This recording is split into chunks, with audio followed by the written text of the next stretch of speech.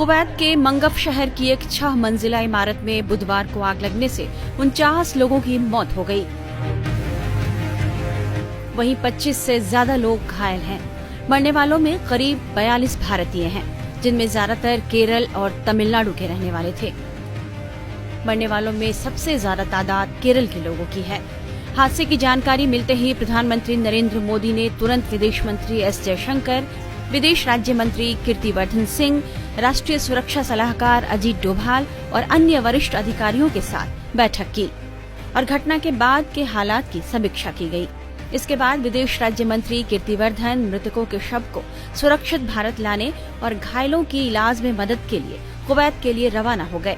वे Kuwait पहुंच चुके हैं और वहां पहुंचते ही उन्होंने सबसे पहले घायलों से मुलाकात की और उन्हें हर संभव मदद का आश्वासन दिया। वहीं मृतकों के शव को भारत लाने की प्रक्रिया भी शुरू कर दी गई है। भारतीय मृतकों के शव को वापस लाने के लिए भारतीय वायुसेना तैयार है। कुवैत रवाना होने से पहले दिल्ली हवाई अड्डे पर समाचार एजेंसी ANI से बात करते हुए कीर्तिवर्धन सिंह ने मृतकों के शव को लाने और घायलों की मदद के बारे में विस्तार से बताया। We had a meeting last night with the Honorable Prime Minister, and that's the last update we have about this very sad tragedy. And the rest of the situation will be cleared the moment we reach there. मृतकों के शवों को वापस लाने के लिए क्या उपाय किए जा रहे हैं, ये उनसे सुनिए। The situation is that the victims are mostly burn victims, and some of the bodies have been charred beyond recognition. So DNA test is underway to identify the victims, and Air Force plane is on the ready. And as soon as the bodies are identified, their kin will be informed, and our Air Force plane will bring the bodies back.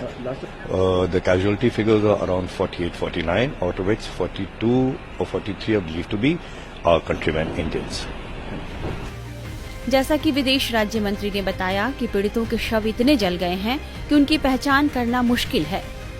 Yesterday, here from Kerala, we have unconfirmed reports that, in unofficial reports, that there are 24 Malayalis who have been deceased in this unfortunate accident, of which 15 have been confirmed.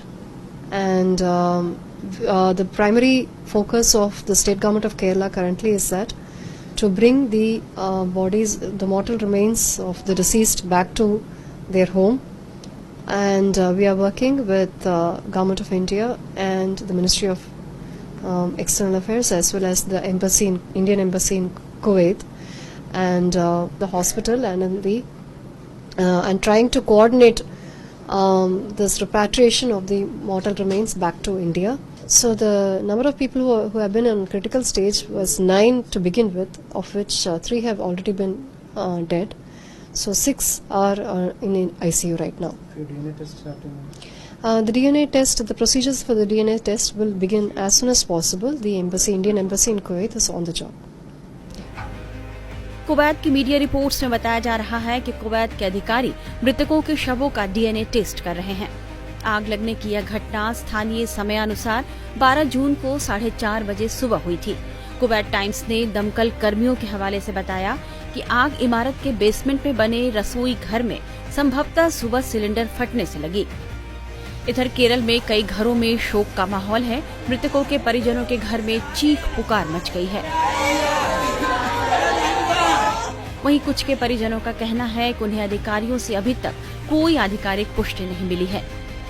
Kuwait में भारतीय दूतावास स्थिति पर नजर बनाए हुए है और इस घटना से प्रभावित हुए लोगों की सहायता के लिए वहां के अधिकारियों के साथ काम कर रहा है। विदेश मंत्रालय के मुताबिक दूतावास प्रभावित लोगों को राहत प्रदान करने के लिए स्थानीय अधिकारियों से लगातार संपर्क में है। दूतावास ने एक हेल्पलाइन नंबर भी जारी किया है। हेल्पलाइन के माध्यम से लगातार अपडेट दिया जा रहा है। टाइम्स नाउ नव भारत डिजिटल की रिपोर्ट।